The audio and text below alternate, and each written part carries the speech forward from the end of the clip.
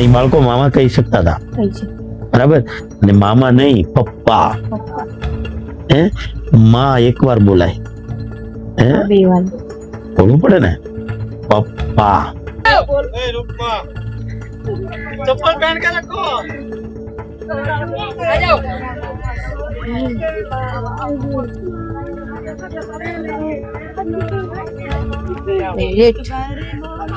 બીજું કે જ્યારે અમારું રોડ પરથી બાળક મળ્યું હોય એનું પ્રમાણપત્ર ન હોય, એ દિવસે ભૂપેન્દ્રભાઈએ મને ખુદ આવું એમ કીધેલું કે પૈસાથી જ્યાં જેવી રીતે જરૂર પડે અમારો તમામ સહયોગ.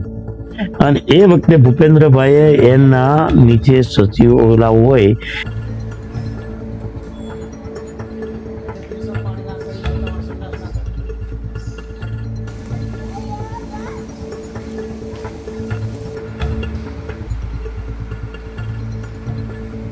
તો એમાં સૌથી મોટો આપણે જે જોયું કોરોના કાળ જોયું કે જ્યારે બધા જ કામ બંધ થઈને બધા લોકડાઉન સિસ્ટમમાં હતા કે જેમને ઓનલાઈન કામ થતું હતું એ કરતા હતા, પણ ઘણા લોકો એવા હતા કે જેમના કામ ઠપ થઈ ગયા. હવે એવા સમયમાં જ્યારે બધાના પોતાના જ કામ ઠપ હતા ત્યારે આવા સંસ્થાને ચલાવવી એ બહુ મોટો પડકાર હતો. તો એવા ટાઈમમાં તમે કઈ રીતે મેનેજ કર્યું? બહુ મસ્ત વાત કીધી બેન. સંસ્થા તો અમારી કેમ ભગવાને ચલાવી અમને ખબર નથી, પણ ઓલા પેડલ યાત્રા લોકો નીકળ્યા હતા ને, અહીંયા સખત 3 તપેલા 3 ગેસ ચાલુ હતા. નમસ્કાર, ઇન્ડિયા ટીવી લાઈવ ચેનલમાં આપનું સ્વાગત છે. દર્શક મિત્રો, આજે આપણે મંગલ માનવ સેવા આશ્રમના સંચાલક દિનેશભાઈ લાઠિયાની એક નાની મુલાકાત લેવા આવ્યા છીએ અને આજે આપણી સામે સમક્ષ આપણી સાથે જ છે. તો આજે આપણે એમને મળીએ અને એમને આ આશ્રમની પ્રેરણા કઈ રીતે મળી, કઈ રીતે એમને આ સેવા કરવાનો મોકો મળ્યો અને તેમને કઈ રીતે આ આશ્રમને આગળ વધાર્યું છે એના વિશે આપણે થોડી માહિતી લઈશું. તો સર્વપ્રથમ નમસ્કાર દિનેશભાઈ. નમસ્કાર. તમે તમારો કિંમતી સમય આપીને આજે અમારી સાથે જોડાયા છો તેના માટે તમારો ખૂબ ખૂબ આભાર માનીએ છીએ. તો સૌથી પહેલા આજે તમે સેવા કરવાની જે પ્રેરણા મળી એ કઈ રીતે મળી? તમે કઈ રીતે લાગ્યું કે મારે આવા નિરાધાર લોકોની સેવા કરવી જોઈએ? એમાં મારા 6 મહિનાની અવશ્ય મારા પિતાનું અવસાન થયું અને પછી હું થોડો મોટો થયો. મારે ભણવાનો અવસર આવ્યો પણ મને ભણવાનો તક ન મળી. હું બિલકુલ ભણ્યો નથી. કે મારા મમ્મી છે પોતે મજૂરી કરતા હતા અને પોતે મજૂરી જ્યારે કરતા હતા એ ટાઈમે મેં મારા મમ્મીની બ્લાઉઝની બાય આ બાજુ બીજી હોય આ બાજુ બીજી હોય આવું મેં મારી ખુદની આંખે જોયેલું છે. એક હાડલાની અંદર હાથ હાંધા કરેલા. એ પોતે મજૂરી કરીને આવે અને સાંજે અમારી રોજી રોટી મળે. આ અમારી પરિસ્થિતિ હતી. એ પરિસ્થિતિમાંથી ભણવાનો સમય ન મળ્યો, મજૂરી ડાયરેક્ટ કરવાનો સમય આવ્યો અમારો. થોડે મજૂરી કરતા હતા. એમાં અમારો જે પરિવાર હોય, કાકા દાદા પરિવાર કુટુંબ, એ અમારી ગરીબાઈને જોઈને મોં ફેરવી જતા. હા, એ તો અત્યારનો નિયમ જ છે, બરાબર. અને એ આટલું બધું અંદર હતું કે ભાઈ આપણે આ લોકોનું શું ખરાબ કર્યું. હજે તો મારી બાળપણની ઉંમર છે, બરાબર. મેં કોઈને કાંઈ કીધું નથી, પણ છતાં મારી માટે અમે અપમાનિક રીતે જીવ્યા.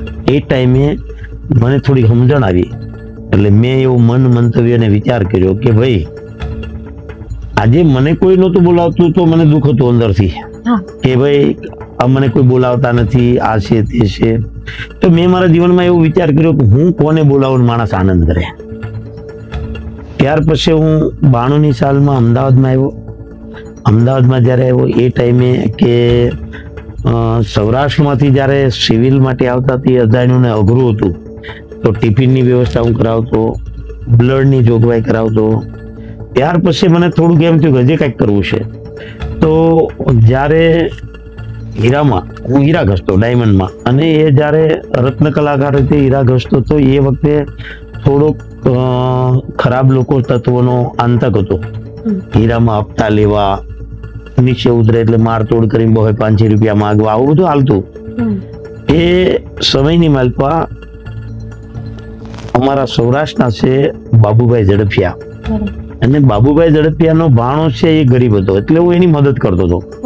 તો એને એમ કીધું કે મારા મામા છે, તમે આવો એકવાર મુલાકાતે. હું એના મામા પાસે ગયો અને મને એના ભાણાને ભૂલીને મને પોતાનો ભાણો બનાવી દીધો. એટલે મને પ્રેમ મળ્યો. અને જ્યારે મને પ્રેમ મળ્યો છે ને એ વખતે જ્યારે આ લોકો આંતક રસાવતા હતા તો એની મદદથી હું પોલીસની મદદ લેતો. પોલીસની મદદ લઈને નાની મોટી ઊપ મને મળે. સિવિલમાં મને જ્યારે મારા કોઈ સૌરાષ્ટ્રના લોકો આવે તો હું એને ફોન કરું, મામા અહીંયા આ તકલીફ છે, અહીંયા આ તકલીફ છે. તો એ ધીરે ધીરે ઘણી બધી મને મદદ આપી. હેલ્પ કરતા, સેવા. હા, ત્યાર પછી મારા જીવનમાં પ્રસ્તાવ એવો આવ્યો કે 2004ની અંદર કે આવા લોકોને જોયા પછી કે મને જીવનમાં એવું થયું કે જ્યાં લગી આ લોકો પીડિત લોકો રોડ ઉપર પડ્યા હોય, એની ખરાબ હાલત હોય, એનું કોઈ હોય નહીં, એ જોયા પછી મને એમ થયું કે આ સેવા કરતા આ સેવા સારી છે. અને પછી એને મેં એવો નિયમ લીધો કે દર શનિ રવિ પોતાની ગાડી લઈને, પોતાના પેટ્રોલ, પોતાના ખર્ચે દર શનિ રવિ નવડાવવા, દોરાવવા, બાલ દાઢી કરવી, અલગ અલગ વિસ્તારમાં નીકળવાનું. હવે એ ટાઈમે એમના પડતા નાની સંસ્થાઓમાં અલગ અલગ જગ્યાએ હું કામ કરતો, સેવા કરતો. મને ખૂબ આનંદ મળવા મળ્યો એમાં અહીંયા બગોદરા ગામની નજીકમાં આવ્યો. ત્યાં સવારે 6 વાગે હેઠો ઉતર્યો. ત્યાં એક દુઃખી બેન હતા, એને જોયા. હોટલ વાળાને પૂછ્યું કે ભાઈ આ તો કે ભાઈ તો અહીંયા ઘણા ટાઈમથી ફરે છે. તો મેં અમદાવાદથી ગાડી મગાવી મારા મિત્રની. તે હું ગાડી વગર હતો. ગાડી આવી તો એ બેન ગુમ થઈ ગયા. તો એ બેનને ગોતવા બીજા બેન મળ્યા. પાછા એ બેનને ગોતતા હતા તો બીજા બેન મળ્યા. પછી ઓલા બેનને ગોત્યા ન મળ્યા. એટલે 2 બહેનોને બોટાદ ખાતે સમઢિયાળા ગામે આવી એક સંસ્થા છે, એ સંસ્થામાં મૂકી આવ્યા. મૂકીને પાછા એમ ગોતતા હતા. તો જે બેન હવારમાં ખોવાણા એ ન મળ્યા, ત્રીજા બેન મળ્યા. અને જે બેન સવારે 6 વાગે જોવા મળ્યા હતા એ સાંજે 8 વાગે અમને અહીંયા બગોદરા મળ્યા. પછી 2 બહેનોને પોલીસ સ્ટેશનમાં એન્ટ્રી પડાવીને એને પછી ત્યાં મૂકી આવ્યા. બરાબર, એક દિવસમાં 4 અમે બોટાદ ખાતે સંસ્થામાં મૂક્યા. તો બાજુમાં સરપંચ હતા, હોટલની બાજુમાં ચામુંડા, હોટલની બાજુમાં ભાઉભાઈ પોપટભાઈ મકવાણા બગોદરા ગામના એ વખતે સરપંચ હતા. એટલે એને એના ડ્રાઈવરને મોકલ્યો કે ભાઈ ઓલા હવારના દોડ શું કરી રહ્યા છે અને શું છે, બોલાવો એને. એટલે એની રીતે રાઈટ હતું, ભાઈ મારું ગામમાં છે અને આ આપણા તપડી થાય છે, કઈ નવીન નથી ને, ખરાબ નથી ને. એટલે મને બોલાવ્યો, પૂછ્યું કે ભાઈ શું કરો છો? કીધું ભાઈ કાંઈ નહીં, હું એક આવું કાર્ય કરીએ છીએ, તો મારી લાયક કઈ મદદની જરૂર નહીં. ભાઈ મારે કઈ જરૂર નથી, મને તો પરમાત્માએ ઘણું બધું દીધું, હું કરી રહ્યો છું. તો કે પણ જોતું હોય તો મેં કીધું અમારે જે જોતું કોઈ દઈ શકે એમ નથી. કે શું બોલો? કે અમારે જમીન જોતી હતી. કે આવી નાની વાતની માલ પક્યો છો કે અમને કોઈ દઈ શકે એવું નથી. એને નિર્ણય લીધો કે મારા ગામની કમિટી છે એને પૂછો. એમાં અમારા બગોદરાની માલપા રમેશભાઈ મકવાણા છે, મકવાણાના ઘેરે અમને મોકલ્યા. આવી ગયા. રમેશભાઈ એવું કીધું કે દિનેશભાઈ તમને બગોદરામાં જગ્યા મળે તો ભલે, નકર મારો બંગલો જોતો હોય તો હું આપું. બંગલો દેવા માટે, આ સેવા માટે બંગલો દેવા માટે પોતે તૈયાર હતા. પછી ભાઉભાઈએ અમને 7 જગ્યાએ અલગ અલગ આ બગોદરા ગામમાં જગ્યા બતાવી. મેં આ જગ્યા પસંદ કરી અને તારીખ 15/5/2016 અમને બગોદરા ગામે 3 એકર જગ્યા આ કાર્ય કરવા માટે અમને દાનમાં આપી છે. ગ્રામ પંચાયતની જગ્યા છે અને એની માલપા પછી અમે ધીમે આ યજ્ઞ તરફ આગળ વધ્યા. તમે જેવું કીધું કે દાન આપ્યું, અત્યારની જે પરિસ્થિતિ છે એમાં પૈસા ઘણા છે બધા પાસે.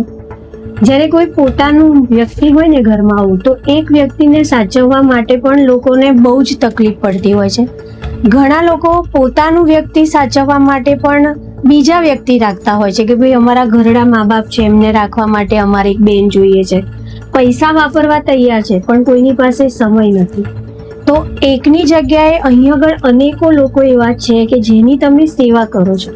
તો આ સેવા તમે કઈ રીતે કરી શકો છો? જ્યારે કોઈ એક ઘરનું વ્યક્તિ નથી સચવાતું, એમાં દરેક પરિસ્થિતિ હોય છે. કોઈ મન બુદ્ધિનું હોય છે, કોઈક આ હાથે પગે નથી વર્ક કરતું, એવા લોકો. જ્યારે તમારી આ સંસ્થામાં એવા ઘણા બધા છે, તો તમે એકલા આ રીતે બધાને સાચો છો, એ બહુ મોટું કાર્ય છે. તો આ તમે કઈ રીતે કરી શકો છો?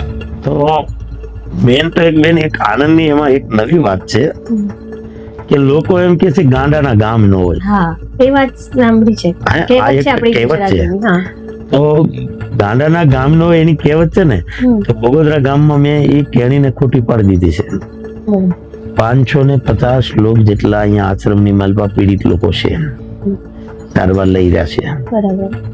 અને એની માલપા રોજ અમને આનંદ મળે, રોજ નવું ફિલ્ડ આવે,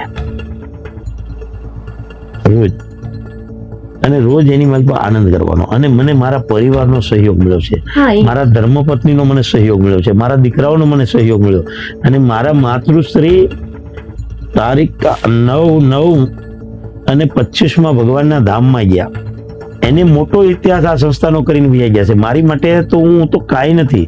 મારા માતુશ્રી એવડો ઇતિહાસ કરીને ગયા છે કે આ સંસ્થાની માલપા પીડિત જ્યારે મહિલાઓ આવે છે, રોડ ઉપર નાલાયક લોકો દુષ્કર્મ કરેલા હોય છે, પોતાની ભાન નથી હોતી, એનો બાપ કોણ છે એની ખબર નથી, એનો પતિ કોણ છે એની ખબર નથી. આવા નાલાયક લોકો દુષ્કર્મ કર્યાના જે બાળકો રહ્યા, એ મારી માતુશ્રી જે સ્વર્ગમાં ગયા છે, હું આજીવન એનો ઉપકાર નહીં ભૂલું. મને અહીંયા લગી પોગાડવા માટે મારી માનો સિંહ ફાળો છે.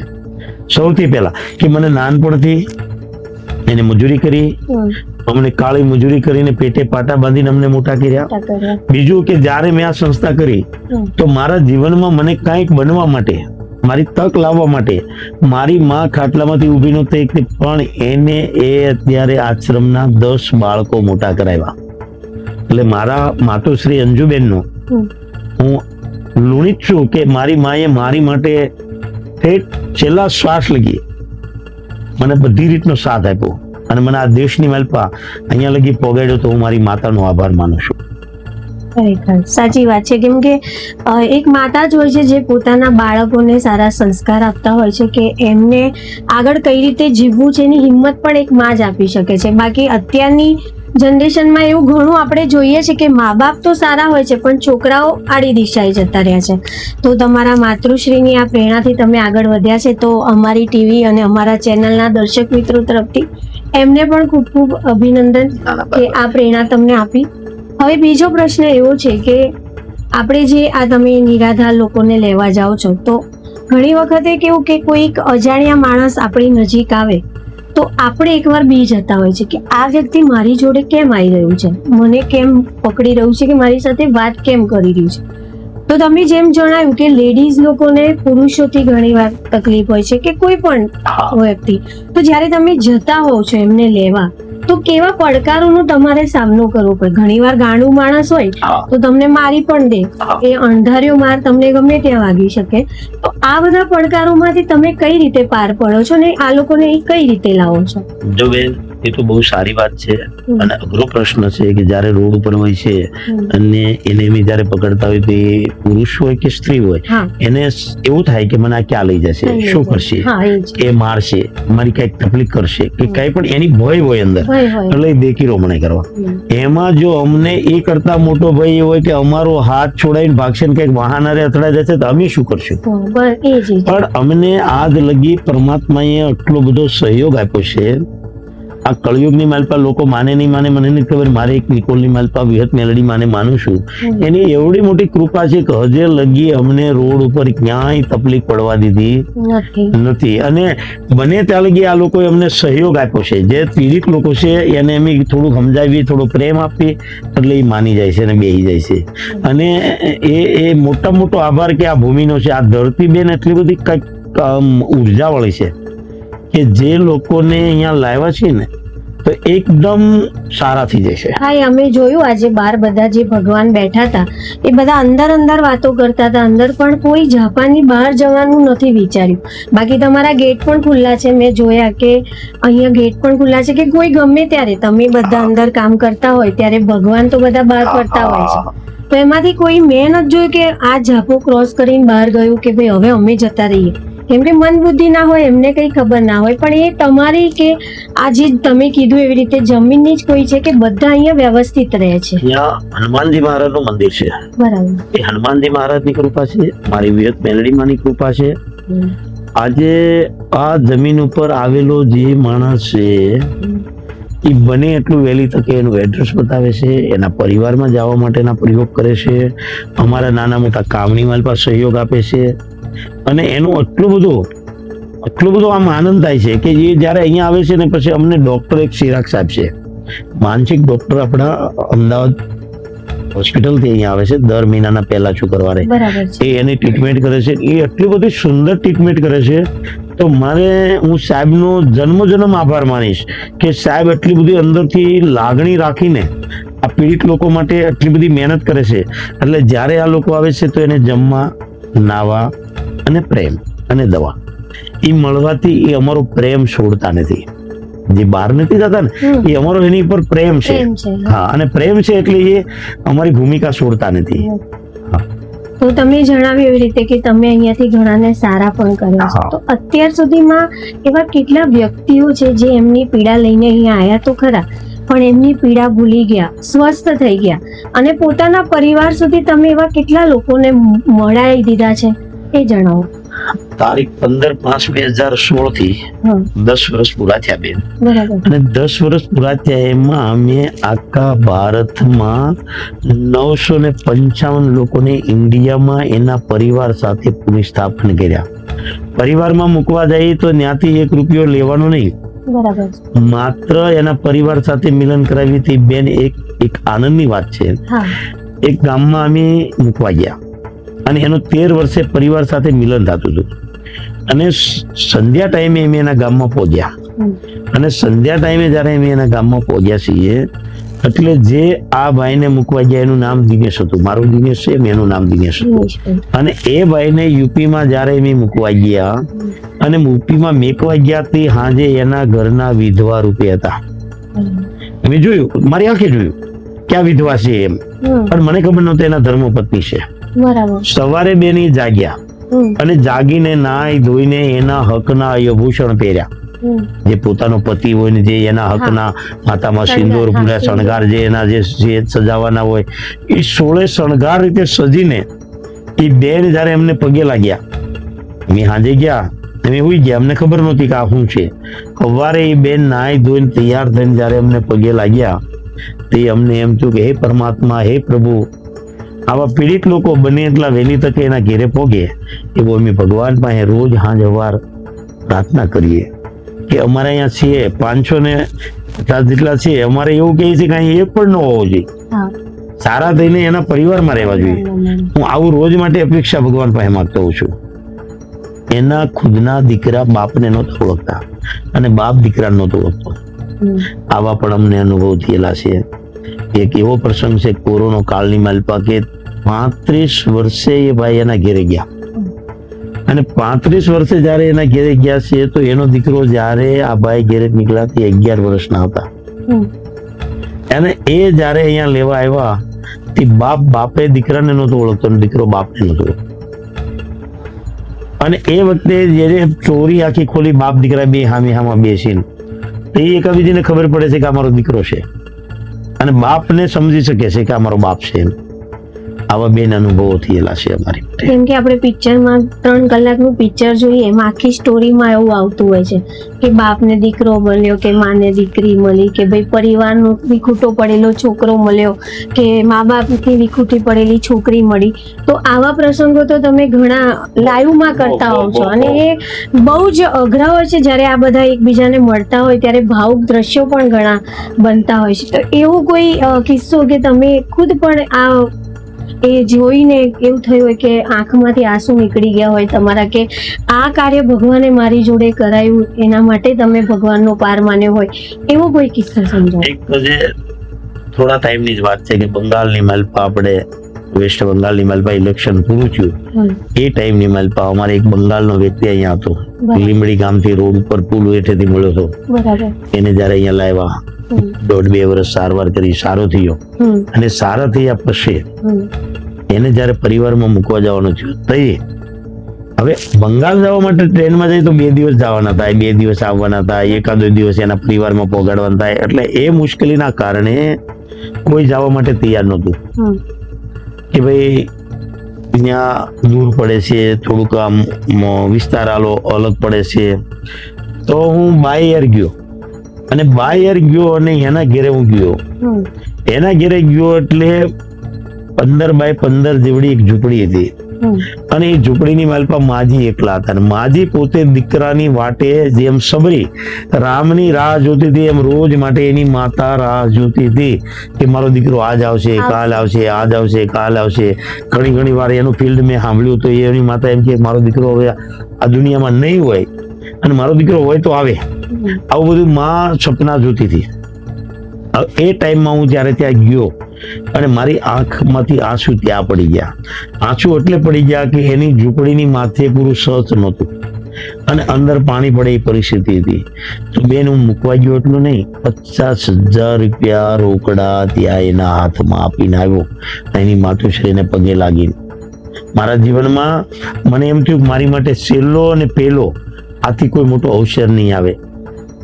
જો માં રુદન કરતી હતી મારો દીકરો પૃથ્વીમાં હશે કે નહીં હોય, બીજું કે માથે છાપરું હતું, રડવા વાળું કોઈ હતું નહીં. ઘણી બધી અમને એમ થતું ભાઈ અમને દાન આપે, અમને દાન આપે. દાન નહીં, અમે તો એવું કહીએ છીએ કે જ્યાં સાચી જરૂર છે ત્યાં આપો. બરાબર છે. આજે અમારા 10 વર્ષ થયા, આજે લગી બેન અમે ક્યાંય દાન માગ્યું નથી. સરકારની કોઈ ગ્રાન્ટ લેતા નથી. સરકાર સામેથી અમને પ્રેમથી ઘઉં 10 કિલો ઘઉં અને 5 કિલો ચોખા આપે છે. પણ અમે આની ઘણી બધી ગ્રાન્ટ લેવી હોય તો લઈ શકતા હોય, પણ અમે ક્યારેય લીધી નથી. અને સરકારનો અમને ઘણો બધો સાથ છે. ભૂપેન્દ્રસિંહ બાપુનો, ભૂપેન્દ્રસિંહ ચુડાસમા સાહેબ પોતે પોતાનો જન્મદિવસ, વડાપ્રધાન સાહેબનો જન્મદિવસ અને દિવાળી 3 તહેવાર અહીંયા બનાવે. અને વત્તા મારે જ્યારે મુશ્કેલી પડે ત્યારે એની ફૂલ મદદ, ખૂબ સહયોગ. એવા જ આપણા અત્યારના ડેપ્યુટી સીએમ સાહેબ હર્ષભાઈ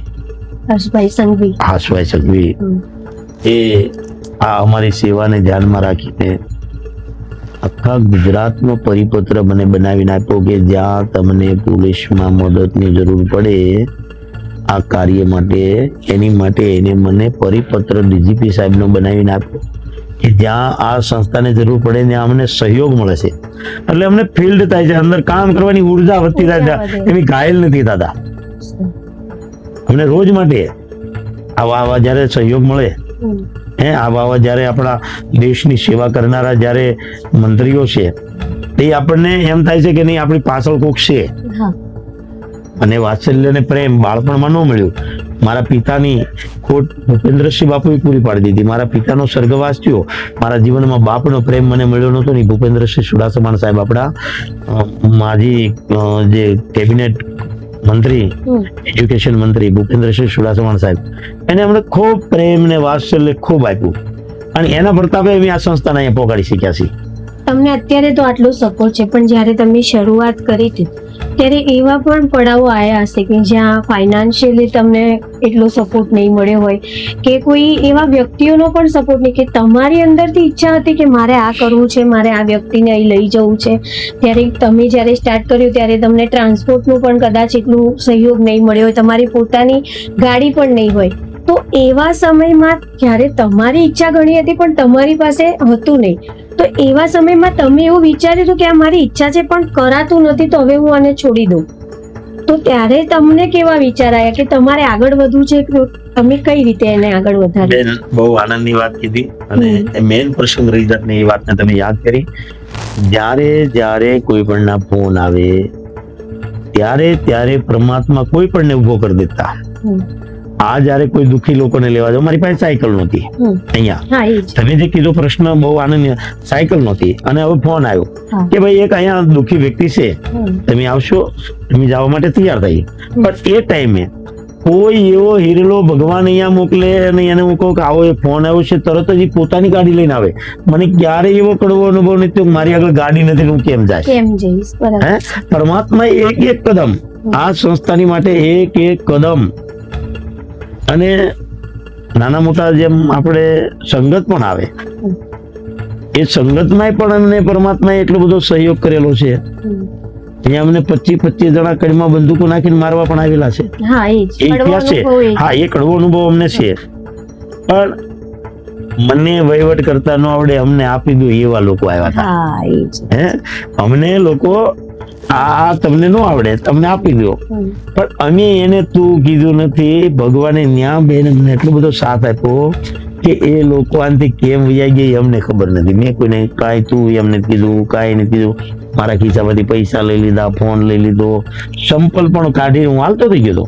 પછી અમારા કનુભાઈ મકવાણા બગોદરા ગામના આ બધા લોકો મારા ખિસ્સામાંથી કાઢી લીધું અને અમારી સાથે એ કનુભાઈને લાવેલા. બરાબર. અને કનુભાઈને એ વખતે એવું થયેલું મારી ઉપર 10 એવા આક્ષેપ હતા. કેવા આક્ષેપ? મિનિસ નાલાયક, હલ પૈસા લઈ જવા સારા નહીં. હા, એ અતિ માણસ ખરાબ છું એમ. સારા વ્યક્તિ હોય એની માટે ભૂપેન્દ્રસિંહ બાપુ પાસે ગયેલા, અમારા ડીવાયએસપી સાહેબ અહીંયા જે હતા પરમાર સાહેબ એની પાસે લોકો ગયેલા કે ભાઈ આ માણસ સારો નથી, આને ભગાડી મેકો, અમારે કરોડ રૂપિયા અહીંયા વાપરવા છે. એ વખતે બે એક સરખો જવાબ દીધેલો કે ભાઈ તમારે કરોડ નહીં 5 કરોડ વાપરો, બાજુમાં પેલા ચાલુ કરો, તમે ઓકે થઈ જશો તો અમે તમને મદદ કરશું. એને કહેશું ભાઈ ભાઈ યાદ બરાબર, પણ એકવાર તમે કરીને બતાવો. અત્યારે કરે છે એને અમે કાંઈ કહેશું નહીં. એવી રીતે ભૂપેન્દ્રસિંહ બાપુએ અમારા ધોળકાના ડીવાયએસપી સાહેબ પ્રમાર સાહેબ હતા, પ્રમાર સાહેબે આ બે આ લોકો આ ફરિયાદ મારી લઈને ગયેલા. મારામાં કોઈ ગુનો નહોતો, મારામાં કોઈ વાંક નહોતો, પણ એક સંકટ તોડાણું હતું. અને એ સંકટ તોડવાનું ને એ મારા ભગવાન હતા. હું એને બધાને ભગવાન માનું છું. આ કર્મની સાથે જ્યારે તમને કોઈ રોકનાર આવે છે એ નબળા માણસ નથી આવતા. એ 25 આવ્યા હતા એ ખરાબ નહોતા, એ શ્રીમંતો ને સારા માણસ હતા, સજ્જનો માણસો હતા. પણ એને જે પરમાત્માએ જે કીધું હતું એ માટે તને કીધું હતું. નહીંતર આ સંસ્થા અહીંયા પોગી ન પોગી હોત. મને ખબર પડી કે ભાઈ આપણા બાપાનો બગીચો નથી, આપણા બાપાની મિલકત નથી, આની માલપા શેતીને કામમાં ધ્યાન આપો. એટલે એ લોકો ભગવાન બનીને આવ્યા તો મને રોજ કામ કરવાનો આનંદ મળવા મળ્યો, રોજ. એટલે આજ આટલી વ્યવસ્થા એ લોકોના પ્રતાપે બની. હું એને ભગવાન માનું છું. એ નાના વ્યક્તિ નહોતા, કોઈ ખરાબ વ્યક્તિ નહોતા. ભગવાને એને મોકલ્યા કે ભાઈ તું આને સજા કર. એને મને સજા કરી. એટલે અહંકાર ના આવી જાય. મારા મનની માલપા અહમ હતો, મારે અહમ હતો, એ ઉતરી ગયો. અને પછી મેં મારો એક રૂપિયાનો વ્યવહાર, એક રૂપિયાનું કામ, એક રૂપિયાની જે સમજણ અને કામની સમજણ મને એ લોકોએ દીધી. નહીતર બેન જો એ લોકો મને આ દંડ ન કર્યો હોત, મારી માથે એટલો જુલમ ન કર્યો હોત તો આ સંસ્થાનો વિકાસ ન થયો. એટલે હું એને નાના નથી કહેતો. જે લોકો આવ્યા છે એને હું ભગવાન માનું છું. જયારે એક નરસિંહ મહેતાનું એક દ્રષ્ટાંત વચ્ચે આપું છું આની માટેની, એમાં હું સમજો આ વાતને કે નરસિંહ મહેતાના પત્ની મરી ગયા, નરસિંહ મહેતા રડ્યા નહોતા. એનો દીકરો મર્યો તો એ રડ્યા નહોતા. એને જે રોજ માટે હેરાન કરતો હતો એ વ્યક્તિ જયારે મરી ગયો તે મહેતાજી ખૂબ રડ્યા, ખૂબ અતિ. અને એ રડ્યા એ ટાઈમે મહેતાજીના સાથીદારે કીધું કે મહેતાજી આજ તો આપણે આનંદ કરવાનો દિવસ છે, આપણે આનંદ કરવાનો હોય. આપણને રોજ હેરાન કરતા હતા મરી ગયા. તે મહેતાજીએ બેન એને એવો જવાબ દીધો હતો કે આવતીકાલે આપણો માર્ગ કોણ બતાવશે? આપણે માર્ગ બદલાઈ જાય છે તો આપણો માર્ગ કોણ બતાવશે? આપણો માર્ગનો બતાવનારો હોય ગયો. એમ આ બધા આવ્યા હતા. એ હું એવું નથી કહેતો કે મારી માથે કોઈ જુલમ, મારા માર્ગના બતાવનારા આવ્યા હતા. હે, અમારા જીવનનો બહુ સારો એક અનુભવ થયેલો છે આ સંસ્થા માટે. દિનેશભાઈ, ખૂબ સરસ તમે અમને બધું તમારી જે વિધિ આપી હતી એ સમજાવી. અને તમે એવું પણ મને જણાવ્યું કે તમારા માતૃશ્રીએ 10 બાળકો જેમને તમે મોટા કર્યા. જેમ કે તમે કીધું કે તમારા પપ્પાનો સાયો નહોતો તો તમે એક અનાથ જેવું આપણે અંદર. તો અત્યારે તમે જે બાળકોની સેવા કરી રહ્યા છો એમાં તમને કેવો આનંદ મળે છે? જો બેન, એ મારો મોટા મોટો ફિલ્ડ છે, મોટા મોટો. એ બાળકને બાપ નથી, મોટા થાય તો જીવનમાં એને જીવનમાં એમ થાય કે મારે મારો બાપ નથી. શું નથી? બાપ નથી. આજે હું એ બાળકનો બાપ બન્યો છું. મારા જીવનમાં એ મને બાપ કે છે, પપ્પા આવ્યા. અને એ મારો મોટા મોટો ફિલ્ડ છે મારી જિંદગીમાં. જીવવા માટેનો, કાર્ય કરવા માટેનો સૌથી મોટો. મને આજે તમામ બાળકો પપ્પા કહીને બોલાવે છે. અને હું પપ્પા એટલે બન્યો છું કે એની લાઈફમાં મને મારો બાપ નથી મળ્યો. હજી બાળકનું શું થાય? હે, એ વિચારે મારે મારો બાપ નથી. આજે 10 બાળકને સારામાં સારી સ્કૂલમાં 25,000 ફી છે. એ સ્કૂલની માલપા બાળકોને મેં પ્રવેશ અપાયો. નહીંતર મને સરકારી સ્કૂલમાં આવડે છે. એ બાળકોને એવી સારી જગ્યાએ ભણવા માટે બેહાર્યા. એક દીકરી વડોદરા અખોટા બ્રિજ ઉપર એની માતુશ્રીએ જન્મ દીધો અને એ બાળક એ બાળકને આપણે અહીંયા લાવ્યા પછી આ આખી સંસ્થાની લાઈટ બદલાઈ ગઈ. એ શક્તિનો અવતાર, એ કોઈ જગદંબાનો અવતાર આવ્યો છે. એ એવી દીકરી આવી છે એ આજે એટલી વાલ કરતી હોય. અમેરિકાની પાર્ટીએ એમ કીધું કે આ સંસ્થાને હું 5 કરોડ રૂપિયા આપું, આ દીકરી મને દત્તક આપો. મેં નહીં આપી. એ લોહીનો વેપાર થાય. જો હું 5 કરોડ રૂપિયા લઈ શકું છું, હું સંસ્થાને વાપરી નાખું, વાત બરાબર છે. ચાલો ભાઈ સંસ્થાને પણ સંસ્થાએ વાપર્યા નહીં. એ લોહીનો વેપાર છે. આજે એ દીકરી મને પપ્પા કરે છે. સુરત અત્યારે ઇંગ્લિશ મીડિયમમાં ભણે છે.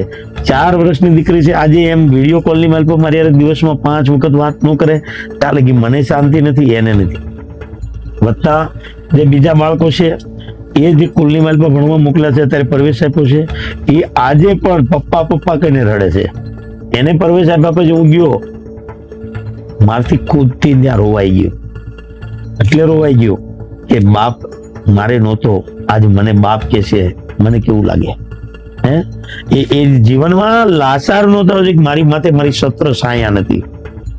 મારી માથે છત્ર છાયા નહોતી ને બેન, એનું મને સૌથી મોટું દુઃખ હતું. ને છત્ર છાયા માટે જ છોકરાને હું મામા બની શકતો હતો. અને એ બાળકો મામા કહી શકતા હતા, બરાબર.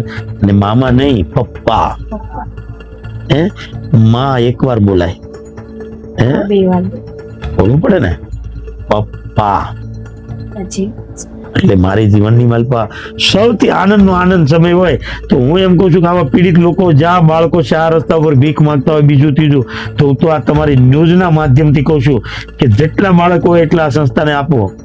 બિનવાર્ષિક જે રોડ ઉપર 4 રસ્તા ઉપર ભીખ માંગી રહ્યા છે, એને કોઈ હૂંફ નથી મળતી, વાત્સલ્ય નથી મળતી, એટલે એને ભીખ માંગવી પડે. બેન એને માગવાનો શોખ નથી. હંદાઈને સારું જીવન જીવવું છે, હંદાઈને બંગલા ગાડીઓ જોતી છે. કોઈને લાચાર ગમે એવો તાપ હોય, ગાડી પાસે માગતા હોય છે. તમે જુઓ, ટાઈડ હોય છે, ઠંડી હોય છે, છતાં એને માગવું પડે છે. એ તમે જુઓ, વરસાદનો મોસમ છે, એ પલળતા હોય છતાં એને માગવું પડે છે. અને મારા જીવનમાં અમારી માટે તો કેરીની સિઝન હોય ને બેન, એ મેં અનુભવ કરેલો છે. ગામડાની વાલમાં 3 વિલ્લા ટેમ્પા કેરી વેચવા આવતા. બરાબર. 3 વિલ્લા ટેમ્પા કેરી વેચવા આવતા. એ વખતે એક કેરી મારા મમ્મીને લેવાનો વેત ન હોય એટલે ટેમ્પાની ફરતું ફરવાનું, લોકો કેરી લેવા માલપા રહ્યા હોય તો વચ્ચેથી હાથ મૂકીને મને સોરવા મળે. આવા વિચારો કરીને તહેવાર વહી ગયો, કેરી ખાવા ન મળેલી એ દિવસો અમે કાઢ્યા છે. અને એ ગામડાની માલપા શું છે, ખરાબ થઈ ગયેલી કેરી આવે ને એની સુગંધ બહુ આવે. જે ચાંદ્યા પડેલી ગામડામાં કે એ કેરી આવે ને તો એની સુગંધ વધારે આવે. તો આપણને એમ થાય એક કેરી સોરી લો, પણ સોરવાનો ક્યાંથી મેળવે? માણસો સારી કર્યું હોય. આવી રીતે મેં તહેવારો કાઢેલા માણસ છું. એટલે હું સેવા નથી કરતો, હું કોઈ ઉપકાર નથી કરતો. આ કુછ ઉપકાર નથી. મારો ભૂતકાળ છે, મારું ભવિષ્ય બોલે છે. મેં પોતે એ ફિલ્ડમાં રહેલો છું એટલે હું કરું એ ઉપકાર નથી. બેન, લોકો એમ કે છે કે દિનેશભાઈ સેવા કરે, હું સેવા નથી કરતો. હું તો મારા કરેલા કર્મના બદલા દઉં છું. લોકોને આ કળયુગની માલ પર એમ કહેવાય, લોકો કાંઈ પણ માણસ ભૂલ કરે તો લોકો શું કે ચાલે તારે નરક ભોગવવા પડે છે. બેન, સેવા નથી કરતો, હું આ મીડિયાના માધ્યમથી કહું છું, નરક ભોગવું છું. રોજે અમારે અહીંયા 200 થી 250 લોકો અંદર સંડાસ થઈ ગયેલું હોય, એને સાફ સફાઈ કરવાની હોય. અમે નરકપતિ છે, સેવા વાળા નથી. સેવા તો કરતા હોય, મને નથી ખબર. સેવા કરતા હશે લોકો, હું નથી કરતો. અને હું આને ભગવાન માનું છું. આજ લગી આ ન્યૂઝના માધ્યમથી હું બોલું છું કે આજ લગી અમે ક્યાંય દાન નથી માગ્યું. આજ લગી બેન આશ્રમે ક્યારેય કોઈની પાસે દાન માગ્યું નથી. કેમ નથી માગ્યું? અમે આને ભગવાન કહીએ છીએ. અને ભગવાન કહીએ છીએ, અને ભગવાન કીધા પછી જો અમારે લોકો પાસે માગવું પડે તો આ ભગવાન કેવી રીતે કહેવાય? 100%. આ આશ્રમ જે પીડિત લોકો છે એના ભાગ્યથી હાલે. હું નથી ચલાવતો બેન, હું એક મેનેજર છું. મને કોઈ લોકો દાન આપે ને તો 550 લોકોના નામથી આપે, એમાં હું હિસાબમાં કાંઈ ભૂલ કરી, વાપરવામાં ભૂલ કરીને તો સજા તો મારે ભોગવવી પડશે. મને સોશિયલ મીડિયા ચલાવતા આવડે છે, મારે અત્યારે બિલ્ડિંગનું કામ બાકી છે. મને આવડે છે કે સેવા સાથી ભાઈઓ અમારા સંસ્થાની અંદર આટલા પ્રભુજી છે, એનું અમારા બિલ્ડિંગનું કામ ચાલુ છે, આટલી બારીઓ બનાવવાની બાકી છે, એક બારીની એટલી કિંમત છે, અને કોણ મને દાન દેશે, આ મારો બેંક એકાઉન્ટ નંબર, આવું બધું મને આવડે છે. અમારે શીખવાની જરૂર નથી. હા બરાબર છે, હે ઘણું ચાલે છે. હા, એ તો હશે, હા. પણ એની અમારે કોઈ જરૂર નથી. જ્યારે માણસ રોડે નીકળેલો હોય એની બાજુમાં જે બીજો બેઠો હોય એ બહાર ગામ જતા હોય છે અને ઓલો બેઠો બેઠો પડકે એમ કે એક સંસ્થાની મુલાકાત કરાવું, અને સંસ્થાની નજીક આવ્યા હોય અને ઓશિતાના અંદર આવે કે 10 રૂપિયા આપે ને તો એમને 10 લાખ જેવડા લાગે છે.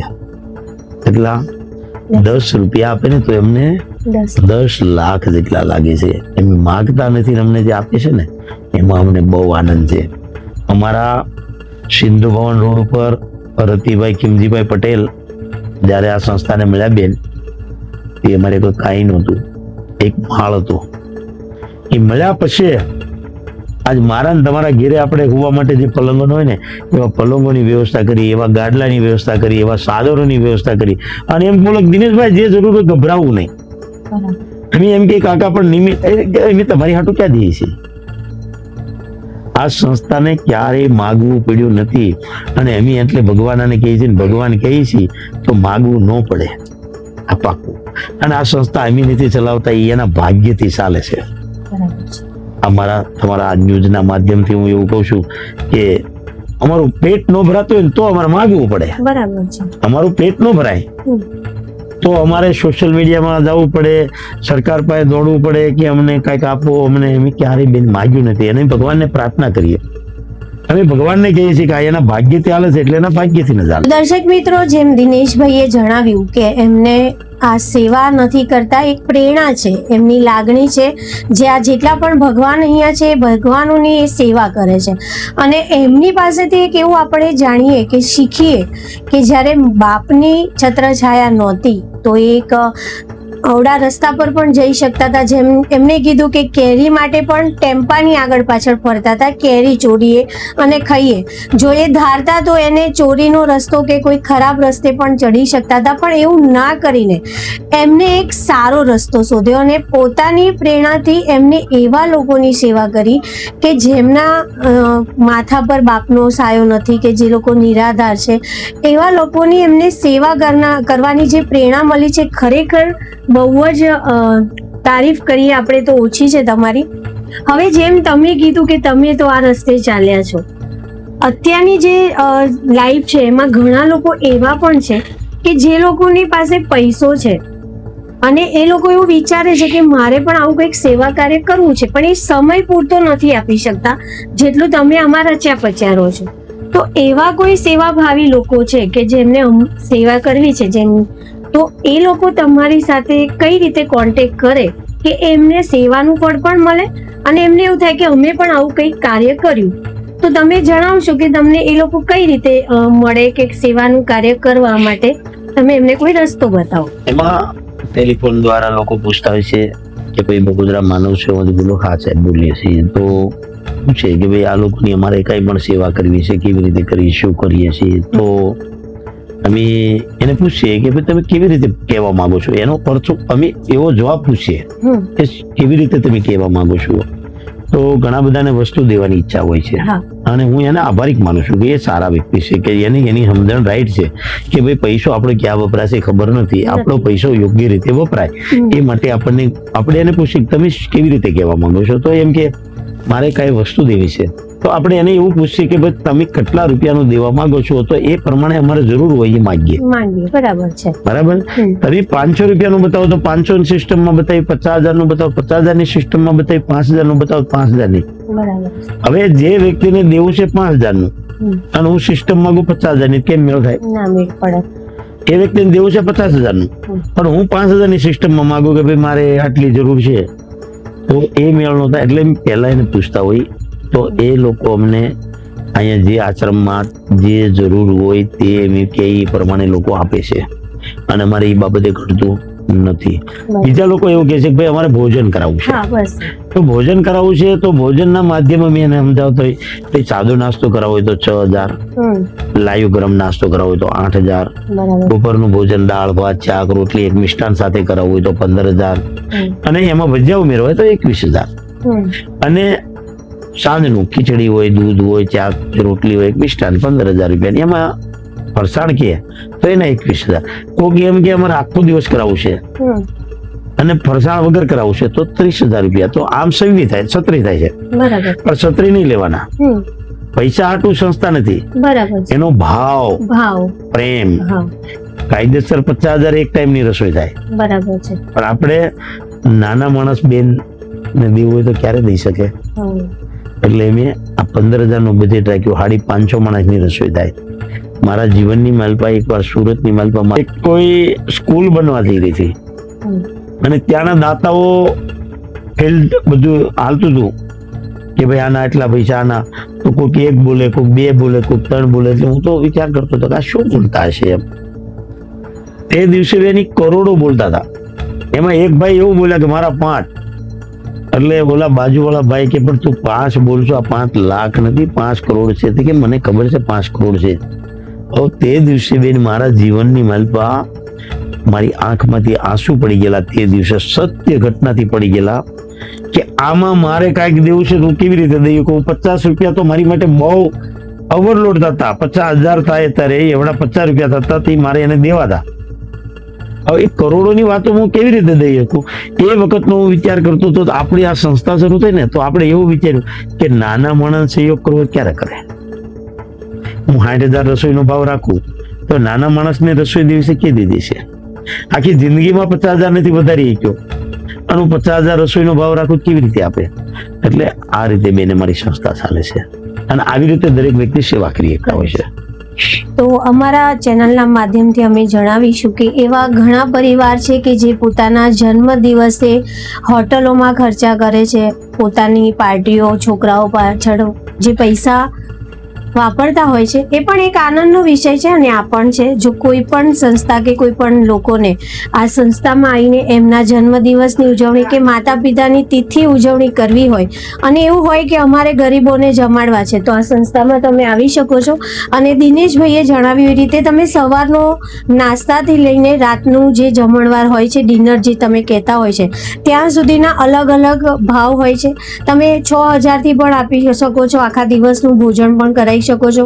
તો તમારો એક દિવસનો સહયોગ અહીંયા જે લોકો ભગવાન રહે છે એમને એક અલગ વ્યક્તિઓ સાથે બેસીને આનંદ કરવાનો પણ સમય મળશે અને એમને પણ નવા માણસોની ખોટ જે હોય છે એ પૂરી થશે. તો અમારી ચેનલના માધ્યમથી અમે દર્શક મિત્રોને જણાવીશું કે તમે પણ આવો, આ સંસ્થાની મુલાકાત લો. અહીંયા પણ એવા ઘણા ભગવાન છે જેને તમે મળીને ખુશ થશો. અમે પણ થયા છીએ. તો આગળ આપણે જણાવીશું કે તમે સરકાર પાસે અને જે સમાજ છે આપણો એમને એવું તો એમની પાસેથી એવી શું અપેક્ષા રાખો છો કે તમારી સંસ્થા જે આ તમે ભગવાનોને રાખો છો એમાં તમને આગળ સહાય મળતી રહે? તો કોઈ સરકારને કે સમાજને કોઈ સંદેશ આપવા માંગશો? સરકારને એવો સંદેશ આપું છું કે 2004 થી હું આ કાર્ય કરું છું. બરાબર. તે દિવસે મને આ ફિલ્ડ ઉપર માણસો જે બતાતા હતા એમ જેમ જેમ વર્ષો જતા ગયા એમ એમ સંસ્થાઓ ઘણી બધી થઈ. પણ હજી પીડિત લોકો આટલા ને એટલા છે. હું સરકારને એવું કહું છું કે મને એક જિલ્લે 1 વીઘો જગ્યા આપે. જગ્યા માંગુ છું, પૈસા નહીં. અને નો ચલાવી શકું તો પાછી લઈ લેવાની શરતે મને એક જિલ્લે જો આવી જગ્યાઓ આપે તો આવા પીડિત લોકોને બને એટલા રોડ ઉપર ન રહેવા દે એવી હું સરકાર પાસે અપેક્ષા રાખું છું. અને મને વિશ્વાસ છે કે મારા કાર્યને, મારા ક્ષેત્રફળને, મારા જે મહેનત કરું છું એ મહેનતની મને પૂરો વિશ્વાસ છે કે આજની ભૂપેન્દ્રભાઈ રહ્યા મને નાની મોટી 2 વાર તકલીફ પડી હતી કે જે સરકારમાંથી અમને અનાજ મળતું હતું બંધ થઈ ગયું. ભૂપેન્દ્રભાઈ પાસે ગયો, એની કાયદાની જોગવાઈ પ્રમાણે બંધ કર્યું છે. આપણે એવું નથી કહેતા કે એને કેમ બંધ કર્યું. અને એ તો સચિવો હોય, સચિવોને એના કાયદાને જોગવાઈ પ્રમાણે કરતા હોય છે અને એમાં દખલ આપણી ન હોય.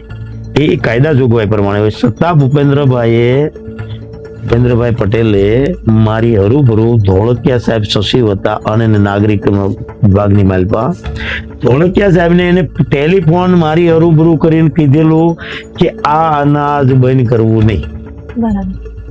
આવા પીડિત લોકોને રાખે છે, મારો અનુભવ છે.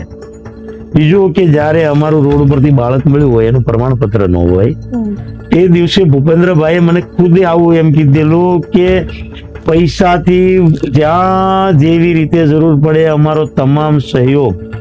અને એ વખતે ભૂપેન્દ્રભાઈએ એના નીચે સચિવો હોય એમાંથી પરાગ સર છે, પરાગ શાહ, એ પરાગ શાહને મારી હરૂભરૂમાં કીધું કે આ દિનેશભાઈનો નંબર લખી લો, રાખો, અને જ્યારે એને સંસ્થામાં આવી બાબતે મુશ્કેલી પડે ને ઉભા મદદ કરવી. સરકારનો અમને લાગણી છે, એની ઉપર વિશ્વાસ છે, એની ઉપર ભાવ છે, અને સરકારે અમારી વસ્તુને મદદ આપી છે. અમે એનું બહુ આનંદ માણીએ છીએ, બહુ, કે ખરેખર અમે ગયા હોય તો અમને ભાવ આપે છે, અમને મદદ આપે છે. આ લોકો માટેની અમને જ્યાં ઘટતી વ્યવસ્થાના ભાગરૂપે સરકાર અમારી સાથે ઊભી બેન, એટલે હું સરકાર પાસે બીજી કોઈ અપેક્ષા નથી રાખતો. અમને પૂરેપૂરો આ support સહયોગ છે. એવી જ રીતે સમાજ પાસેથી પણ ઘણી આપણને અપેક્ષાઓ હોય, કેમ કે બધું જ આપણે ના જ કરી શકતા હોય, તો સમાજ જોડે પણ આપણને અમુક અપેક્ષા હોય કે ભાઈ આપણને અહીંયા સહયોગ મળે, અહીંયા. એવું સમાજને કંઈક તમે કહેવા માંગો? સમાજને તો બેન કઈ કહેવા પણ નથી. સમાજ છે પાણીથી પણ પાતળો છે. એ સમાજ બિચારો કટવાઈ ગયો છે. જેમ નદીનું વેન જતું હોય એમાં એક પાણીની ભમરી હોય, અને ભમરીની માલપા ઉયો જાય, માણસ અંદર ઉયો જાય. એવી રીતે સમાજને અત્યારે લોકો ઘણા બધા એવા ગુમરા આવે છે, ઘણા બધા એને કડવા અનુભવ થયા છે. જે એમની દાન નથી માંગતા ને, હવે એનો આ જવાબ છે તમે જે કીધું ને એની ઉપર, સમાજ ઉપરથી, કે એને કડવા એટલા બધા અનુભવ થયા હોય, દાન દીધા પછી એને ખુદને એમ થાય કે મેં આને ન આપ્યો તો સારું હતું. એટલે હવે સમાજને ફૂકીને જોઈને આપવું પડે છે. કેમ કે ક્યાંય ભમરો નથી આવી જતો ને, ક્યાંય અવળા રીતે અમારું દાન નથી વહી જતું ને, એટલે સમાજને કઈ કહેવા પણ નથી. સમાજ તો અંધ બનીને લોકોને આપે છે, અને ખોબે ને ધોબે આપે છે, અને ખોબે ને ધોબે આપે. અનેક પ્રકારની સેવાઓ, અનેક પ્રકારની સંસ્થાઓ ખૂબ હાલે છે, અને એવડો મોટો સમાજ એટલો બધો સહયોગ કરે છે. તો હિન્દુ ધર્મને તો માનું છું, અને હિન્દુ ધર્મથી તો હું ઉજળો છું, પણ મારી જીભથી હું બોલું છું કે મુસલમાન લોકો પણ અહીંયા દાન આપે છે. ત્યારે આવા પીડિત લોકોની માટે એવા લોકો પણ છે કે દર મહિનાનો છેલ્લો રવિવાર, ધંધુકાની માલપા એક એવા વ્યક્તિ છે, બરાબર, કે એ પોતે દર મહિનાનો છેલ્લો રવિવાર આ લોકોનું ભોજન કરાવે છે. મોમેડિયન છે. તે આપણો પાવર આપણને ઉતરી જાય. એટલે સમાજ તો સાથે છે જ, પણ અન્ય સમાજ, જે અન્ય સમાજ છે, એ પણ સહયોગ, એ જયારે સહયોગ કરે છે, તે આપણે એમ માનવું પડે કે પરમાત્મા આપણી વાતને બરાબર સાંભળે છે. એટલે આપણે સાચા રસ્તે ચાલીએ છીએ તો બધાનો સપોર્ટ મળી રહ્યો છે. પણ એક પહેલું પાક્કું કે એના ભાગ્યથી છે, મારી માટે નથી. આ જે પીડિત આત્મા છે ને, આ સંપૂર્ણ એના ભાગ્યથી છે. જે મોમેડિયન લોકો આપે છે, સમાજ આપે છે, સંતો, તમે જે સમાજનું કીધું, સ્વામિનારાયણ સંપ્રદાય, અમારા ધોળકાના જે સ્વામી રહ્યા, સમાજ આપે છે, પણ આ ધર્મ વાળા પણ આપે છે. નકર મંદિર વાળા લોકો પૈસા, કોઈ પણ, હું કોઈ મંદિરનું એવું નહીં કે દરેક મંદિરને જેમ હું સંસ્થા આપું મારે જરૂર છે એમ મંદિરની જરૂર હોય ને, મંદિરમાં બધા પ્રસંગો હોય, બધા હોય. તો અમારા ધોળકા સ્વામિનારાયણ મંદિરથી સૌથી પહેલા મહંત શ્રી આવ્યા અને અમને મદદ આપી, અને એ મદદ આપ્યા પછી અમારા કાળુપુર સ્વામિનારાયણ મંદિર, ત્યાંનો બેસતા વર્ષનો અણકૂટ પૂરેલો આ પીડિત લોકો માટે એને મોકલેલો સ્વામિનારાયણ સંપ્રદાયમાંથી. અને એ અમારા રતિ કાકા, અને એ રતિ કાકા જે રહ્યા, એ રતિ કાકા આજે આ પીડિત લોકો માટે, એટલે સ્વામિનારાયણ સંપ્રદાયનો અત્યારે આ સંસ્થાને બેન 60% સહયોગ છે. હરિભક્તો આપે, સંતો આપે. અત્યારે બદ્રીનારાયણ જે સ્વામિનારાયણના સંત મહંત શ્રી છે, એ ત્યાં બદ્રીનારાયણ બેઠા એની ચિંતા કરે, ત્યાંથી રસોઈઓ મોકલે. આ લોકોના દિલમાં સેવા, લોકોના દિલમાં બધાને સેજ છે. બધાને પરમાત્માએ પોતાની નાભીની માલપા અમૃતનો કળશ આપ્યો છે. પણ જે લોકોનો કોઈનો ધૂળમાં રોળાય છે, કોઈ આનંદ માણી રહ્યો છે, પરમાત્માએ રમકડા આપણને બનાવ્યા છે, બધા આનંદ માણવા કર્યા છે. જેને મજા આવે એવો આનંદ માને. તમે થોડીક વાર પહેલા કીધું એ વાતને મને થોડુંક અત્યારે ફિલ્ડ ઉપર આવીને હું તમને એની વાત કરું છું કે મારા મા બાપ વગરનું, બાપ વગરનું મોટો થયો. તમે આગળ વાત બતાવી એની સામે હું તમને એ મારે કહેવું પડે, એનો જવાબ દેવો પડે કે જ્યારે મારા પિતાનો હોય, મારું પરિવાર, મને મારું કાકા દાદા મને પ્રેમ નહોતા કરતા, મને તરસોડેલો હતો, હું ધરતી પર જેમ એકલું વૃક્ષ હોય એ રીતે હું રહેતો હતો. તે મેં બેન હરેક સમાજની મિત્રતા કરી. એની મતલબ દારૂડિયા પણ હતા, અનેક પ્રકારના લોકો હતા, પણ મારા શરીરને મેં ડાઘ નથી પડવા દીધો. તમે સંગ તમારો કોઈ ન હોય, તમારે ગમે એનો સંગ કરવો પડે, ગમે એનો સંગ કરવો પડે. કેમ કે તમારે કોકની હારે રહેવું તો ખરું ને, તમારે પ્રેમ તો કોકની હારે લેવો ને. હે તો હું દારૂડિયા પણ હારે રહેલો છું, પણ મારામાં એ રંગ નથી આવ્યો. ભગવાનને એવું કહું છું કે કોઈ પણ ને મજબૂરીનો દિવસ આવે તો ભલે આવે. હું મીડિયાના માધ્યમથી કહેવા માંગુ છું, મેં એટલે આ વાતને કીધી કે તમારી માથે વાદળા ઘેરાય તો ભલે ઘેરાય, સંગ ગમે એનો કરજો પણ રંગ નહીં બદલાવતા. હે મારા દિલની વાત છે કે રંગ નહીં બદલાવતા. તમારો સમય આવશે એ પાક્કી વાત છે. સમયની રાહ જોજો, ભગવાન ઉપર વિશ્વાસ રાખજો, તમારો સમય આવશે એ પાક્કું. મેં ગમે એટલું દુઃખ બેન મેં એકલા બેહીને રોઈ લીધેલું છે, મેં એકલા બેહીને રોઈ લીધેલું છે. મારા ખુદના લગ્નની એક તમને ટૂંકમાં કહું, મારા 16 વર્ષના લગ્ન આવ્યા હતા અને મારી આગળ પૈસા હતા કે નહોતા, મારી આગળ પરમાત્મા એ બધું સ્ટેપ મને આપ્યું હતું. મેં મારા ભાઈઓનો હોય પારખ્યું કરેલું કે ભાઈ મારા લગ્ન પાછા જાય એમ છે, મને મદદ. આ દિવસો હતા, મને કોઈ પૈસા નહોતા આપ્યા. લગ્ન થાય તો થાય, પાછા જાય તો પાછા જાય. પૈસા અમારી પાસે 5 રૂપિયા નથી. આવા મારા અનુભવ થયેલા છતાં મારે કોઈ વાંધો આવ્યો નથી. પરમાત્મા પૂરું કરે, પણ પરમાત્મા ઉપર વિશ્વાસ હોય તો. આ સંસ્થામાં ભગવાન તો છે, તમે કીધું, પણ મેં સાંભળ્યું છે કે તમે ગાયની પણ સેવા કરો છો, શ્વાન એટલે કે જે કૂતરા હોય એમને પણ તમે રાખો છો. તો આ પ્રેરણામાં તમે કઈ જણાવશો કે કઈ રીતનું તમે આ લોકોની સેવા કરો છો? જો બેન, અમારી પાછળ પ્રભાતભાઈ મકવાણા છે, એ તમામ કૂતરા ત્યાં રાખે છે, ત્યાં સેવા થાય છે. અમે અહીંથી એનું ભોજન ફૂલની પાકડી પ્રમાણે અમે દઈએ છીએ, એ મેનેજમેન્ટ એનું કરે છે. પછી આ વિસ્તારમાં એક્સિડન્ટ વાળી ગાયો હોય તો એ લાવીને એનું પણ સેવા કરીએ છીએ. અને અમે 2 સંસ્થા એક જ છે, ત્યાં કૂતરા છે, ગાયો છે, અહીંયા ગાયો છે, બધું છે. અમે ક્યારેય કોઈની પાસે 1 રૂપિયો માગ્યો નથી. પોતાના ભાઈઓ હોય એવી રીતે 2 ચલાવી છે. અને ગાયો ને કૂતરા અમારે પ્રભાતભાઈ મેનેજમેન્ટ કરે છે. પણ જે થાય ત્યાંથી ફૂલની પાકડી, એટલે અમારા સંસ્થાનો એવો નિયમ છે બેયનો કે જીવ માત્ર રોડ ઉપર તળપવો ન જોઈએ, એનું કોઈ નથી એની માટે. દિનેશભાઈ સાથે આપણે ઘણી એમની વાતો કરી કે જે પણ એમને એમના સંસ્થામાં જે યોગદાન આપ્યું, કે જે સેવા કરી, એમને ઘણા પડકારોનો પણ સામનો કર્યો છે, પણ તે અડગ રહ્યા છે અને તેમને આ સંસ્થા માટે તન મન ધનથી દરેક કામો પાર પાડ્યા છે. એવું નથી કે એમને તકલીફો નથી પડી, પણ હા, એ તકલીફોમાંથી એમને કોઈ બીજો રસ્તો ના અપનાવી ભગવાન પર વિશ્વાસ રાખી અને અડગ રીતે એમને આ રસ્તો આગળ વધાર્યો છે. તો તમારા જીવનનું કોઈ એવું સૂત્ર જે આજના જે જનરેશન છે, જે આજના લોકો છે, જે આજની જનરેશનમાં કેવું છે કે મોજ શોખ કરો, પૈસા ભેગા કરો ને ઉડાવો, એમને એવી નથી ખબર કે સેવા શું છે.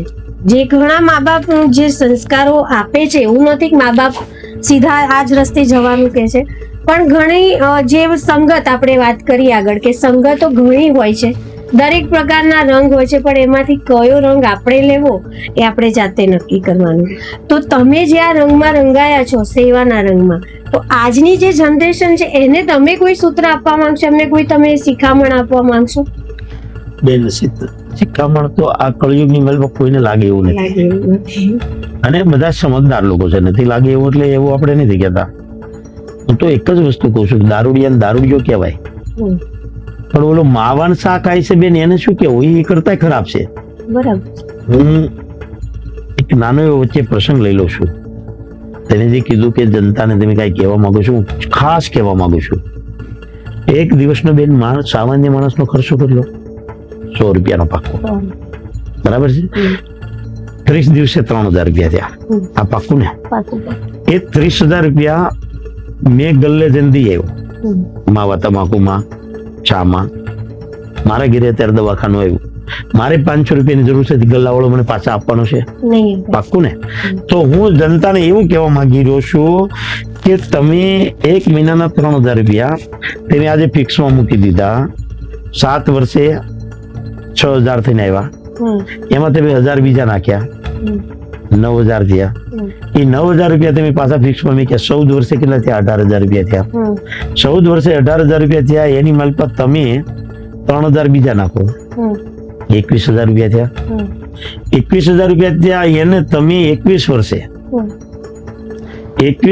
એને 45000 રૂપિયા થાય. એને તમે ફરી વખત નીકો એટલે 28 વર્ષનો પુરુષ થાય એટલે 50-58 વર્ષનો થાય, 50-55 વર્ષનો, ત્યાં લગી પુરુષ રળી શકતો હોય છે. 20-22 વર્ષે રળવા શીખ્યો. 20-22 વર્ષ પછી એને 28 વર્ષ લગી જે મજૂરી કરી છે એ દર મહિનાના 3,000 લેખે એને દર મહિને એવા એને 28 વર્ષ લગી બેન એને જો એ પૈસા ફિક્સમાં કર્યું હોત તો 28 ના વર્ષના જે મહિના રહ્યા, બરાબર છે, તો એ મહિનાના 90,000 લેખે ગણો 3 કરોડ ને 35 લાખ રૂપિયા થાય. કેટલા? 3 કરોડ 35 લાખ.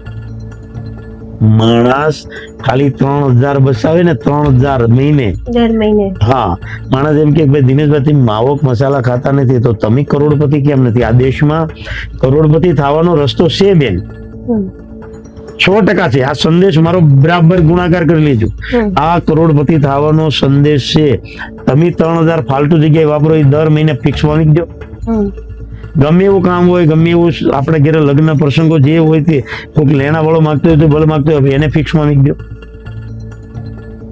માણસ કરોડપતિ થાય એ પાકું. હું આ જનતાને એવું કહેવા માંગુ છું, ફાલતુ ખર્ચા બંધ કરો.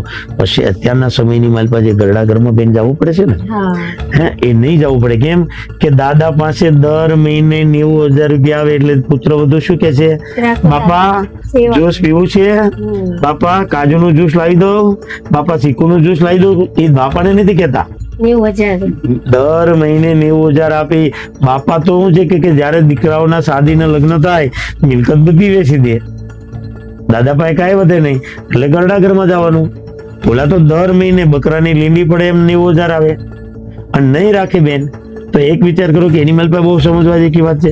દાદા 20,000 નો પગારદાર રાખશે અને 20,000 નો પગારદાર રાખીને એને જે ખાવું પીવું એની પાસે મગાવશે અને ખાટલે બેઠા બેઠા ખાશે તો એ 90,000 માં પૈસા એના વધવાના છે.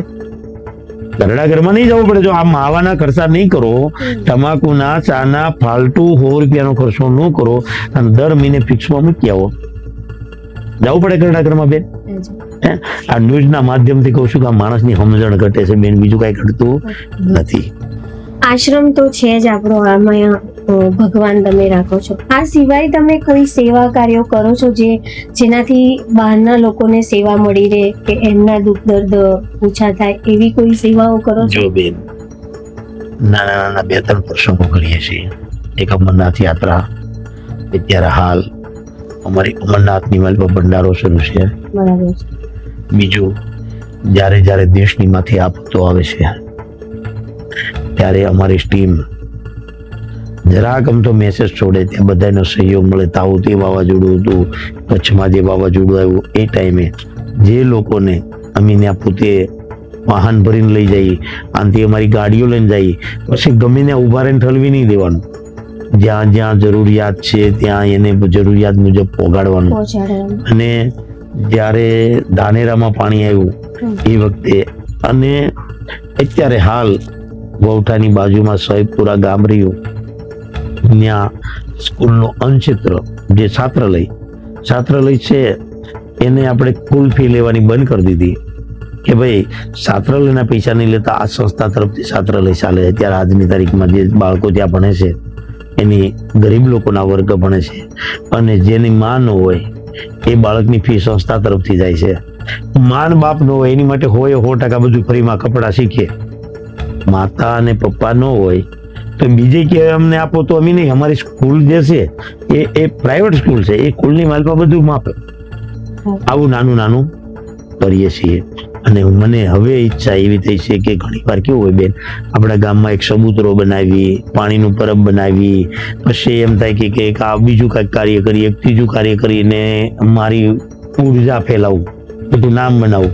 એ કરતા બેન મને હવે જીવનની માલપા હું સંદેશ તમારા ન્યૂઝના માધ્યમથી કહેવા માંગુ છું કે પોતાના ગામડાની માલપા આ બધા ખર્ચા સબૂતરાના બીજા ત્રીજા કર્યા વગર હું પંખીનો દુશ્મન નથી, પણ જળ સંગ્રહ અત્યારે કરવાની ખાસ જરૂર છે. આપણું મકાન બનતું હોય ને તો મકાનની માલપા પહેલા ભૂગર્ભ બનાવીને ધાબાનું પાણી છે એની અંદર ઉતારો.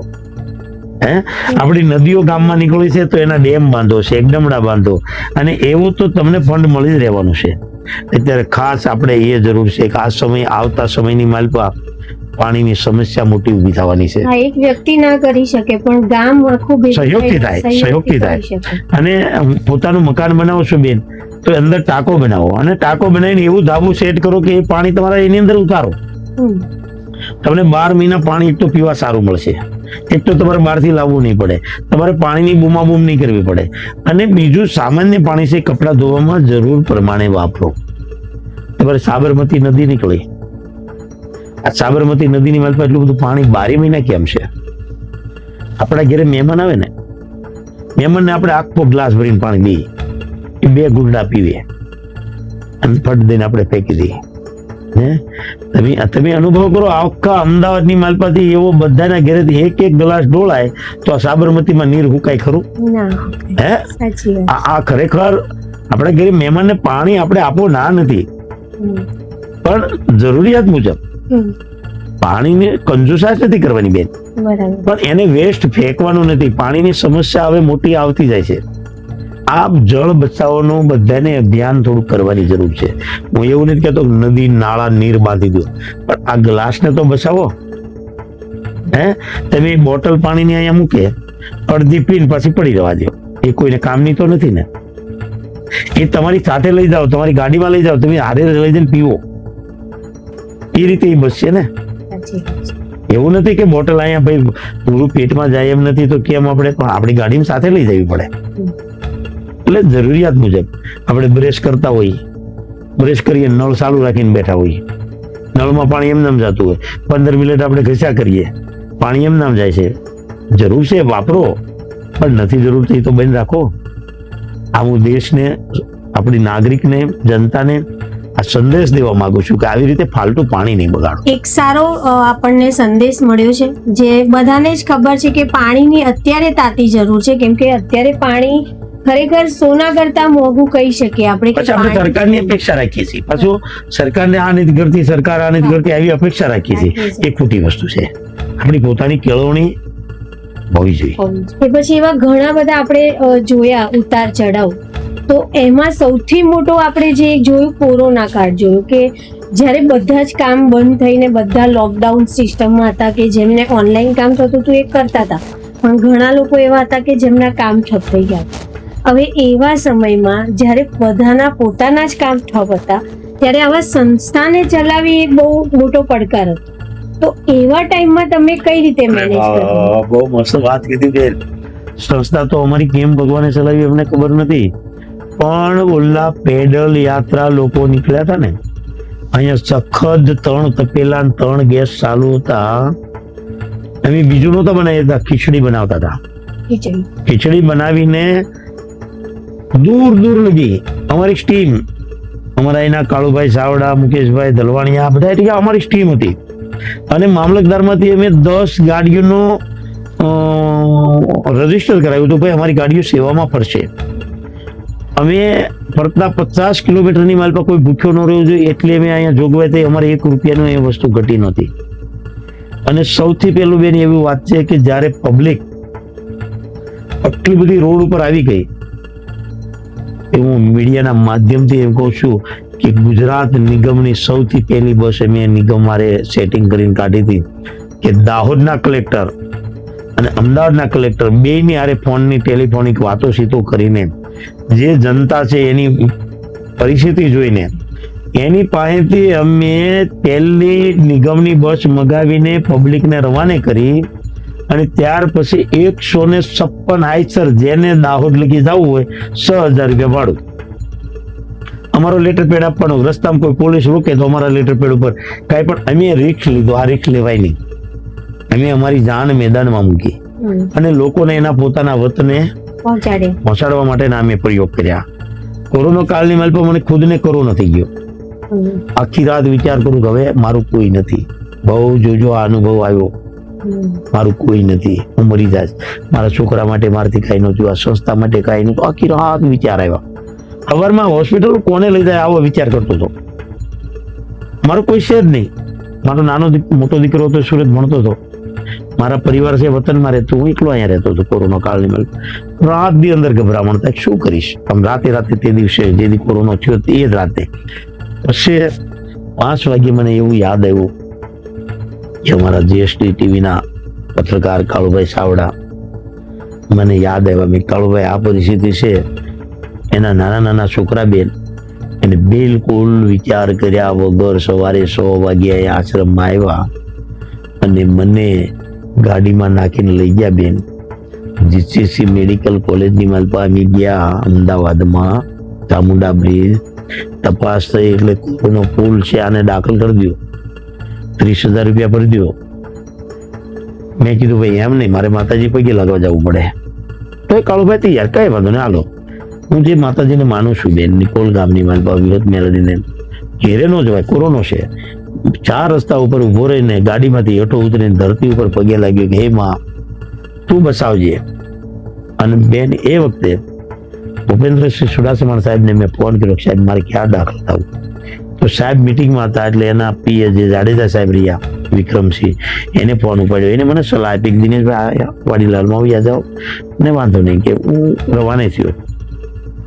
લાલ દરવાજા પહોંચ્યો ને બેન, ત્યાં મને ઓટોમેટિક યાદ આવ્યું કે MM પ્રભાકર સાહેબ. મેં સાહેબને ફોન કર્યો, મને યાદ આવ્યું ને એટલે મને કોરોના 50% હળવો થઈ ગયો. મેં સાહેબ મને આવું છું, મને કે ક્યાં છું? મેં કીધું આવી રીતે શું? મને કે તમે એક કામ કરો, 1200 બેડમાં આવી જાઓ. એ બેન હું 1200 બેડમાં પહોંચ્યો, એને ફોન કર્યો. માણસો મારી માટે 8-10 લોકો મારી માટે મને લેવા માટે મારા બધા રિપોર્ટો કરવા માટે ઉભા હતા. બધા રિપોર્ટો થઈ ગયા. કાળુભાઈ સાવડા છેલ્લી ઘડીએ લિફ્ટમાં મને બેહારવા આવ્યા. તે એને કીધું કે જેને મળવું એ મળી લો, હવે 15 દિવસ આ ભાઈને મળવાનું નથી કોરોનામાં. અને કાળુભાઈ સાવડાને ફર્સ્ટ કીધેલું. બીજા અમારા ટ્રસ્ટીઓ એ વખતે આવી ગયેલા હતા, ત્યારે બધાને ડોક્ટરે આવો જવાબ દીધો એટલે એ ગભરાઈ ગયા કે હવે શું કરશું. પણ એ હોસ્પિટલ છોડીને દૂર ન ગયા, નીચે બેઠા. જ્યાં નીચે બેઠા બેન, મને સાંજે 6 વાગ્યે હોસ્પિટલની માલપા મેં મારી માતાજીને યાદ કર્યા, માં મારા પેટમાં મેં પાપ રાખ્યા વગર જો આ કાર્ય કર્યું હોય તો આવતીકાલે મને રજા થવી જોઈએ, આવો મને વિશ્વાસ. અને બેન એ કોરોના કાળની માલપા કાળુભાઈ સાવડાને પૂછજો કે બીજે દિવસે 10 વાગ્યે કાળુભાઈ સાવડા ફોન આવ્યો, દિનેશભાઈ લાઠિયા રજા થઈ ગઈ. આ ઇતિહાસ રચાઈ ગયો. અને ત્યાંથી હું બેન બહાર નીકળ્યો એટલે મેં તરત જ તે ગેસનું સેટિંગ કર્યું, ઓક્સિજનનું. તાલુકાની માલપા ધોળકા બાવળા 2 તાલુકાને ન્યૂઝમાં આપ્યું કે કોઈ પણ સરકારી હોસ્પિટલમાં ઓક્સિજન માટે કોઈ અટવાતા હોય તો ગમે ત્યારે મંગલ મંદિર માનવ સેવા પરિવારનો સંપર્ક સાધજો, વિના મૂલ્યે આપીશ, પણ પ્રાઇવેટ હોસ્પિટલને નહીં. કેમ કે આવડો મોટો દેશ છે બેન, આપણે બધાને ન તાકીએ કે આપણે ગાય હોય એને ઝોકમાં પૂરીએ કે આપણે જંગલનો સિંહને ન પકડીએ કે ગાયને ઝોકમાં પૂરીએ કે એમ આપણે તાલુકા લેવલે જે સરકારી હોસ્પિટલમાં હોય એની જોગવાઈ કરીને પછી ધોળકાની ટીમ મારે જોડાઈને કોરોના સેન્ટર આખું શરૂ કર્યું. 50 પથારીનું 3 મહિના, 1 રૂપિયો દાન માંગ્યા વગર બેન. એ ફર્સ્ટ ક્લાસ. એ કોરોનાની માલપા હું દરેક બાળક હોય, જે મોટા માણસો હોય, એના પોતાના હાથે અડવાનું, એક ખાટલે આટો મારવાનો, એને એમ કહેવાનું કે તમને ક્યાં કોરોના છે, તમને સારું થઈ ગયું છે, કાલ રજા થઈ, એની અંદર ભૂત હોય ને હું મરી જવાનું છું, એ કાઢવાનું. આ બેન કોરોના કાળની માલપા અનુભવ થયેલા છે. અમારા આશ્રમની માલપા એક પણ વ્યક્તિને કોરોના નથી થયો. હા, કેમ કે ત્યારે એવું થતું ને કે બધાને એવું જ હતું કે કોરોના થયા એટલે મરી જવું, અને એ બીકના લીધે અડધા મરી જતા. તો એ વખતે આ આશ્વાસન આપવું કે તને નથી થયો ને તું જીવવાનો છે કોઈને પણ, તો એ બહુ મોટું આશ્વાસન. એ જ એક સત્કાર્ય હતું એ ટાઈમમાં કે તમે મરતા માણસને પાછો ત્યારે જ ખેંચી શકો કે ત્યારે એને જીવવાની ઉમ્મીદ આપી શકો કે તું જીવીશ. અને એ કાર્ય તમે કર્યું છે, ખરેખર એ પણ ઘણું છે, ભગવાનની કૃપાથી થયું છે. હા, એ જ. મંગલ મંદિર માનવ સેવા પરિવારનું કોઈ પણ માર્કેટમાં દાન માંગતું હોય, હા, હું આ ન્યૂઝના માધ્યમથી કહેવા માંગુ છું બરાબર કે કોઈ પણ કોઈ દે કોઈને દેવું નહીં. અને આપો તો ઓનલાઈન કર્યું હોય ઓનલાઈનનું તો અમારી પાસેથી પાકી રસીદ મગાવી લેવી. અમારી પાકી રસીદ વગર કોઈને દાન દેવું નહીં. અમે ક્યાંય માગતા નથી, અમારી કોઈ બુક લઈને ફરતા નથી. અને અમારે ક્યાંય માગવાનું નથી. આ એના ભાગ્યથી હાલે છે, એ લોકોના ભાગ્ય બળ કરે છે, અમે શું કરવાના છે? બરાબર. એટલે કોઈ અમે આ તમારા ન્યૂઝના માધ્યમથી કહેવા માંગીએ કે અમારા સંસ્થાના નામે કોઈ પણ દાન માગે તો કોઈને આપવું નહીં. તો દિનેશભાઈ, તમે તમારો કિંમતી સમય આપ્યો અને તમે જે આ સેવા કાર્ય કરો છો એવો જ તમે નિરંતર સેવા કાર્ય કરતા રહો. જેના મા બાપ નથી એના મા બાપ બનો, જે નિરાધાર છે એનો આધાર બનો, એવી અમારી ચેનલની સમગ્ર ટીમ તરફથી તમને પણ અમે એવા ભગવાનના આશીર્વાદ તમને મળે એવી પ્રાર્થના કરીએ છીએ.